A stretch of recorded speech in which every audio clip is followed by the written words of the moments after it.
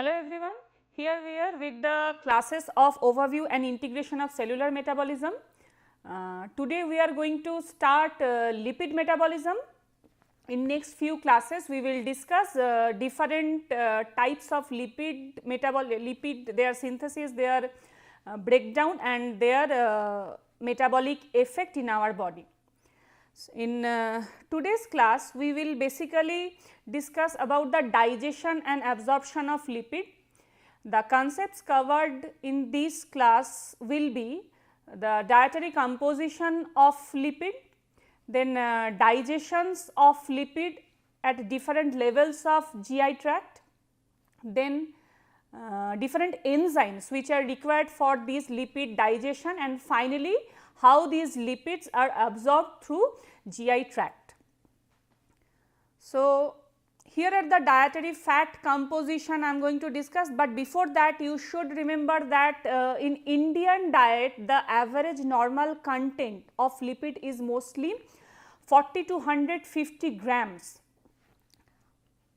Of them 95% are actually triglycerides. The other lipids which are in the rest 5% are cholesterol esters, phospholipids and unesterified fatty acids. So, you can see the major dietary lipid is actually triglyceride. Now, the very digestion of lipid is actually starting from mouth. So, here is the important enzyme, that is lingual lipase. This is the important enzyme which is catabolizing the lipid products. Now, remember one important thing, lipase group of enzymes are basically digesting triacylglycerol mostly. So, this lingual lipase is actually secreted from Ebner's gland, which is situated on the dorsal surface of the tongue. The active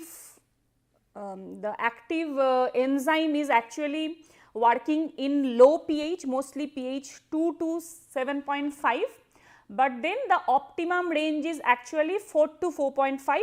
So, basically it works in acidic pH, and you all know that the stomach is actually the content of stomach is acidic. So, lingual lipase can even be active in stomach as well. Now, the ideal substrate for lingual lipase is short chain triglycerides. Basically, short chain triglycerides are mostly present in milk fat. So, these the milk lipid can be easily digested by lingual lipase. Now, the digested short chain fatty acids, which is actually generated from short chain triglyceride, they can be directly absorbed from stomach wall as well as enter through the portal vein. So, before going to further discussion of the lipases, let us see just a look into the triglyceride degradation, how triglyceride is degraded by different lipases. Actually, there are 3 fatty acid, rather 3 ester bonds, where glycerol is actually attached to 3 fatty acid. Here you can see 3 fatty acids are attached here. Now, lipase when acts on these triglycerides, they break the ester bonds one by one. How? See, you can see the first ester bond is actually this is the first ester bond actually broken here to generate fatty acid along with a diglyceride. Then again lipase works on another ester bond here, actually here. So, it again gives rise to another fatty acids to generate monoglyceride. Finally, this monoglyceride is broken down, then the ultimate product of triglyceride breakdown is actually 3 fatty acids along with 1 molecule of glycerol. So, you can see there are 3 ester bonds, and these 3 ester bonds are not always broken down by all the lipases. So, basically the lipases in our digestive tract, different lipases are there and they are specific to specific ester bonds. So, in case of lingual lipase is mostly is actually acting on SN3 ester bond, this ester bond. Now, going to stomach, in stomach there is gastric lipase. Gastric lipase is secreted from the chief cells of gastric mucosa. Then in stomach, around 30% of the digested triacyl glycerol, dietary triacyl glycerol are digested. Then this you know, the stomach content is actually acidic. So, gastric lipase is environmentally active in stomach. So, their acid stable and the optimum working pH is 5.4. The secretion of gastric lipase is stimulated by gastrin hormone and its action requires calcium.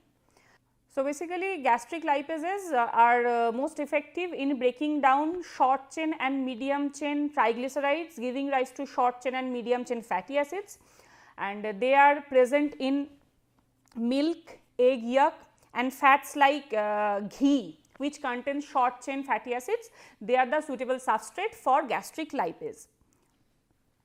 Next, there is one important statement like fats are having high satiety value. Why? Now, one very important effect of fat in gastric emptying is that it delays gastric emptying. Now, what happens when the content, the dietary content which contains fat, when it reaches intestine, there is release of enterogastrone, and this enterogastrone inhibits gastric motility influenced by the dietary fat. And what happens? Because of delaying the gastric emptying, the food particle remains for more time inside the stomach, which induces stomach contraction or stomach churning. Now, because of this metabolic churning effect, there is release of certain peptides which induces the gut peptide signaling to induce satiety. Now, what are those gut peptides? Those are cholecystokinin, glucagon like peptide 1, 2 as well as oxyntomodulins. These are the gut peptides which induces satiety. So, the crux is that fat, while delaying the gastric emptying, it induces the release of certain gut peptides which actually causes satiety.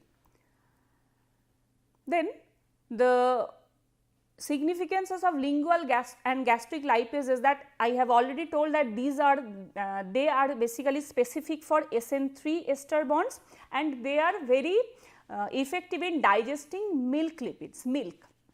Now, if a baby is suffering from some congenital disorders like cystic fibrosis or pancreatic disorder, where the pancreatic lipid digesting enzymes are deficient, they can also easily digest, those babies can also easily digest milk. So, they can degrade those short chain and medium chain fatty acids and can survive. So, these gastric and lingual lipases are important in this type of pancreatic disorder, metabolic disorders, pancreatic insufficiencies. Next is digestion in small intestine.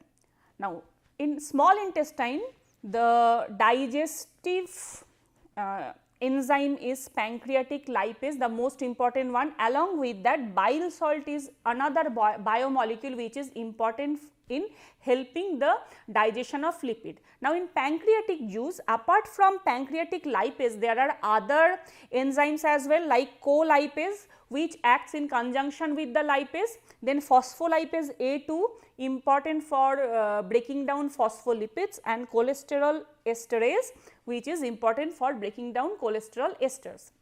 Now, secretion of pancreatic juice is stimulated by the passage of acidic gastric content in the duodenum, as well as there are few other hormones like secretin, cholecystokinin and pancreozymin.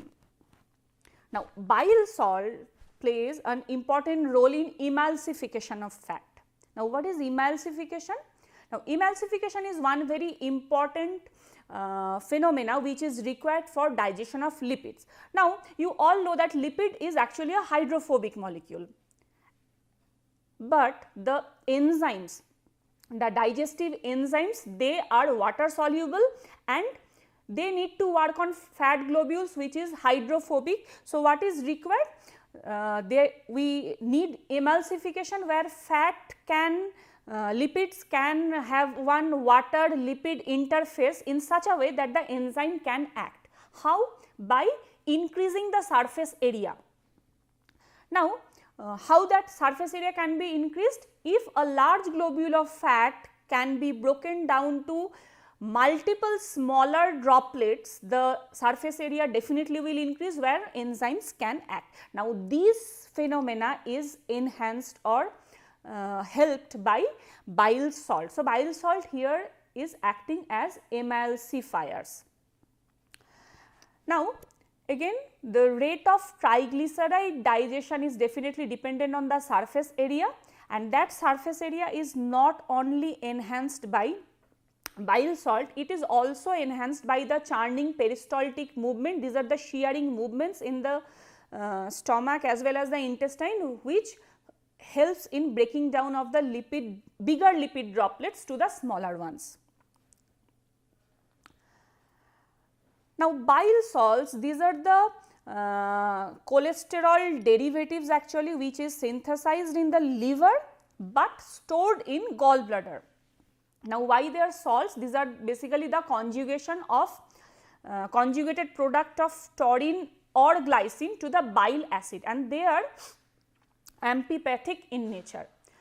Now, how they functions these bile salts? You can see that here the bigger fat globule is with the help of bile salts are broken down to the smaller ones while increasing the surface area of the fat droplets. Now, what happens even if these fat globules are broken down to the smaller droplets, they have the tendency to coalesce with each other, and that coalescing tendency is once again prevented by bile salts. So, bile salts not only breaks down the fat droplets, it actually inhibits their coalition. Again, bile salt also helps in the function of pancreatic lipase. Now, as I mentioned previously, there is another molecule co-lipase. Co-lipase is basically a small protein, a peptide. Now, this co-lipase, what it does, it actually anchors the lipase with the triglyceride particles so that it can act properly or attach properly with the triglyceride surface. The lipase can attach over the triglyceride surface. So, basically co-lipase, remember co-lipase is actually acting as a cofactor of pancreatic lipase. Now, triacyl glycerol degradation by pancreatic lipase is basically occurring in the primary ester linkage. So, the primary ester linkages are the SN1 and SN3. So, digestion of triglyceride proceeds by removal of terminal fatty acids. These are the terminal fatty acids which finally gives rise to alpha beta diglycerides. Then once again this diglyceride is broken down to release another fatty acid which is beta monoglyceride. So, finally what we are having, fatty acid attached to glycerol by secondary ester bond, that is monoglyceride, where pancreatic lipase cannot act. So, what will be the effect? That there is a residual secondary ester bond. Now, what we need? We need to shift this secondary ester bond to, or rather conversion of the secondary ester bond to the primary one, and that is done by the enzyme isomerase. So, you can see with the help of pancreatic lipase in presence of co-lipase as well as calcium, there is formation of beta monoglyceride with release of two fatty acids which were actually linked by the primary ester bond. Now, with the help of the enzyme isomerase, where you can see there is shifting of the ester bond and formation of the primary one, again pancreatic lipase can act over it to produce glycerol and the one single fatty acid which were attached to it. So, this is the end product of triglyceride breakdown by pancreatic lipase, that there is around 78% of the breakdown product is actually beta monoacyl glycerol, then also there is alpha monoacyl glycerol, as well as the least one is free fatty acid and glycerol, the complete breakdown product. Next is significance of pancreatic lipase. Definitely pancreatic lipase is present in high concentration in pancreas, so much so that even only in very severe condition of pancreatic deficiencies like cystic fibrosis, there is the deficiency is felt actually in the form of malabsorption of fats. Then another drug is there which is known as orlistat. Orlistat is one anti-obesity drug. What it does, it inhibits gastric and pancreatic lipases. So, basically it hinders the digestion of lipid and finally induces the weight loss. Next, digestion of cholesterol ester, which is done by the enzyme cholesterol esterase. Remember, the dietary cholesterol is basically the non-esterified from major cholesterol is actually non-esterified, whereas only 10 to 15% of the dietary cholesterol is actually in esterified form. Now, the action of cholesterol ester is also enhanced by bile salt. Then phospholipid degradation with the help of the enzyme phospholipase A2. Remember, phospholipase A2 actually breaks down the secondary ester bond, that is SN2, which finally gives rise to the product which can be digested by lysophospholipase. So, the fatty acid attached in the position 1 can be broken down by lysophospholipase, which finally gives rise to glyceryl phosphoryl base, and that can be excreted through feces as well as can be degraded further or can be absorbed as well. So, this is the phospholipid breakdown. So, these are all how triglycerides, cholesterol esters or phospholipids are broken down inside gut. Now, how these broken down products are absorbed? Remember, the shorter ones can be directly absorbed. Shorter ones means where the chain length is less than 14 carbons, like glycerol, short and medium chain fatty acids. They can be directly absorbed from intestinal lumen, can enter portal vein and can be circulated in the lymphatics. Whereas, the longer ones like long chain fatty acids, free cholesterol, cholesterol esters, beta acyl glycerols, phospholipids, lysolecithins, these lipid derivatives, they cannot directly be absorbed through intestine. So, what they need to do, they form mixed micelles with bile salts. Now, what is this mixed micelle? Mixed micelle basically a complex of lipid and bile salts which are actually soluble in water.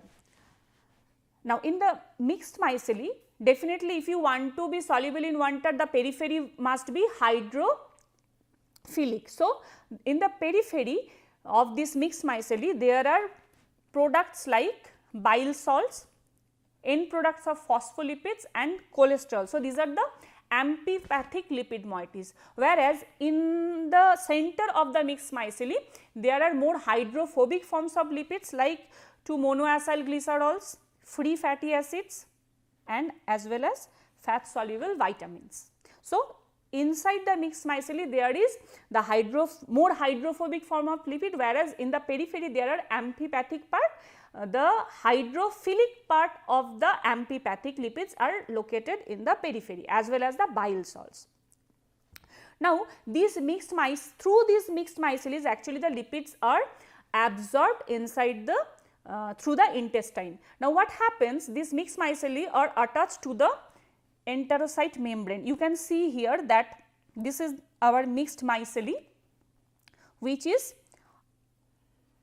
attached over the enterocyte membranes, through which the lipid particles slowly can cross the mucosal surface through endocytosis and get internalized, whereas bile salt portion of the mixed micelle is not absorbed, rather it is it cannot cross the intestinal mucosal membrane. So, it is retained in the lumen and finally get recycled through enterohepatic circulation. It again is through the ileum, basically through the ileum it is absorbed through enterohepatic circulation and again re-secreted in the digestive tract for the further actions. So, this is how through mixed micelle lipids are absorbed in the circulation. Now, inside the enterocyte, so basically what happens in mixed micelle, through mixed micelle those lipids enters the enterocytes of the intestinal epithelium from gut lumen. Now, inside the enterocytes there is resynthesis of the complex form of lipid. Basically those products which were digested, which the derivative of digestion are again forming the complex lipid inside the enterocytes. So, you can see that there is a cycle or pathway which is monoacyl glycerol. Now, what happens that alpha monoacyl glycerol, where one fatty acid is basically attached to the glycerol, that is hydrolyzed to generate glycerol and one molecules of fatty acids. That fatty acid here is attached to 2 monoacyl glycerol. You can see these fatty acids can be attached to 2 monoacyl glycerol with the help of the enzyme acyl transferase to reform triacyl glycerol. So, once again triacyl glycerol is formed from the digested product like 2 monoacyl glycerol or 1 monoacyl glycerol with the help of fatty acid. Similarly, lysophospholipid are recycled to form phospholipid. So, once again phospholipid is reformed. Similarly, cholesterol esters are also reformed by esterification of cholesterol, means fatty acid is once again attached to cholesterol with the help of the enzyme acyl coenzyme A cholesterol acyl transferase. So, basically whatever is digested in the intestine or the inside GIT is again reformed after absorption inside the enterocyte. So, what we are getting, once again there is triacyl glycerol, once again there is phospholipid and once again there is cholesterol esters along with few directly digested product which were actually directly absorbed, the shorter ones.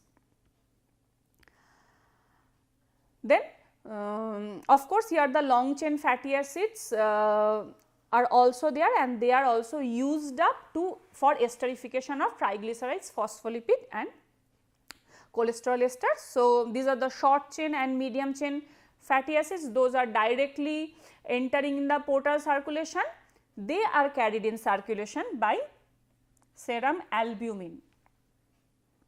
So, remember serum albumin is the transport protein for transport of short chain and medium chain fatty acid in the circulation.